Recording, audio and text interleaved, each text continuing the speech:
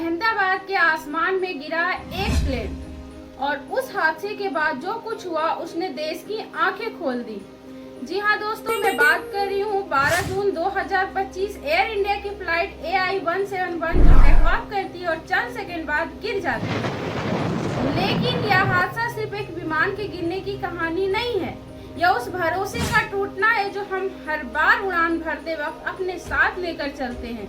हम सोचते हैं कि पायलट अनुभवी है, जहाज मजबूत है, एयरलाइन भरोसेमंद है, लेकिन अब जब इस हादसे की शुरुआती रिपोर्ट आई है तो सारा दोष उन पायलटों पर डाल दिया गया है जिन्होंने इस उड़ान में अपनी जान गंवाई। अब सवाल ये है कि क्या ये रिपोर्ट हकीकत बता रही है या फिर कुछ छिपाने की कोशिश हो रही है? पायलट की गलती या सिस्टम की चुप्पी? रिपोर्ट तो कहती है कि टेक ऑफ के 32 सेकंड बाद इंजन बंद हो गया और fuel cut off switch off कर दिया गया, इसलिए हादसा हुआ। लेकिन रिकॉर्डिंग बताती है कि पायलट खुद हैरान थे। एक ने पूछा कि स्विच क्यों बंद कर दिया और जवाब में मिला कि मैंने कुछ नहीं किया। अब आप ही सोचिए जरा कि 30 साल का अनुभवी कैप्टन और हजारों घंटे उड़ान भर चुके फर्स्ट ऑफिसर, क्या वो यूं ही अपनी मौत को बुलावा देंगे? FAA यानी अमेरिका की एविएशन अथॉरिटी ने 2018 में ही बोइंग 787 ड्रीम लाइनर के फ्यूल सिस्टम को लेकर चेतावनी दी थी। बोला था कि डिजाइन में तकनीकी कमजोरियां हैं जो उड़ान के दौरान बड़ी समस्या बन सकती है, पर इन खामियों को कभी गंभीरता से नहीं लिया गया।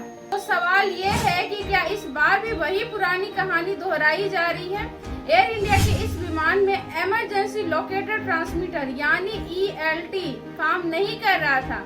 ये वही सिस्टम है दोस्तों जो क्रैश के बाद लोकेशन सिग्नल भेजता है ताकि बचाव जल्दी हो सके, पर अब ये भी पायलट की लापरवाही बता दी गई। क्या वो लोग जो टेक्निकल इंस्पेक्शन के जिम्मेदार थे उनसे कोई सवाल नहीं होगा?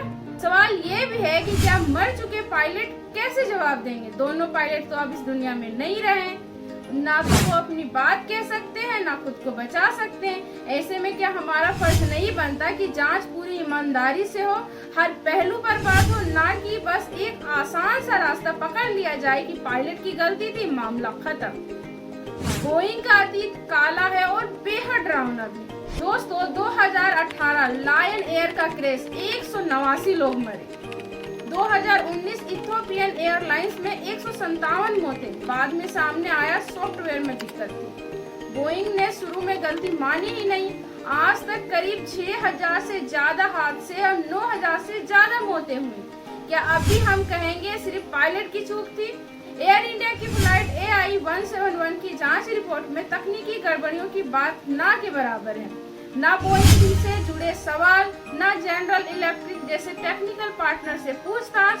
पूरी रिपोर्ट पायलट के फैसलों पर केंद्रित है। लेकिन जब इंजन के स्विच खुद ब खुद बंद हो जाए तो सवाल उठाना तो जरूरी है, क्या कंट्रोल सिस्टम में कोई ऑटोमेटिक गड़बड़ी थी?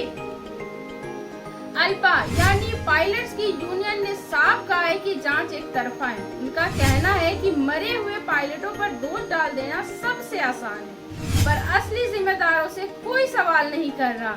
अगली त्रासदी सिर्फ वक्त का इंतजार कर रही है। अगर इस बार भी सच को छिपा लिया गया तो अगली बार फिर कोई फ्लाइट गिरेगी, फिर कोई माँ बेटे की लाश ढूंढेगी, फिर कोई रिपोर्ट आएगी और फिर हम सब चुप रहेंगे। इसलिए जरूरी है कि इस हादसे की निष्पक्ष, पारदर्शी और सच्ची जांच हो, न सिर्फ हादसे की वजह जानने के लिए बल्कि इसलिए भी जो लोग मारे गए उन्हें गलत साबित ना किया जाए। आपका बहुत बहुत धन्यवाद। मैं निखत मिलती हूँ नए खबर के साथ। तब तक के लिए जय हिंद, जय भारत।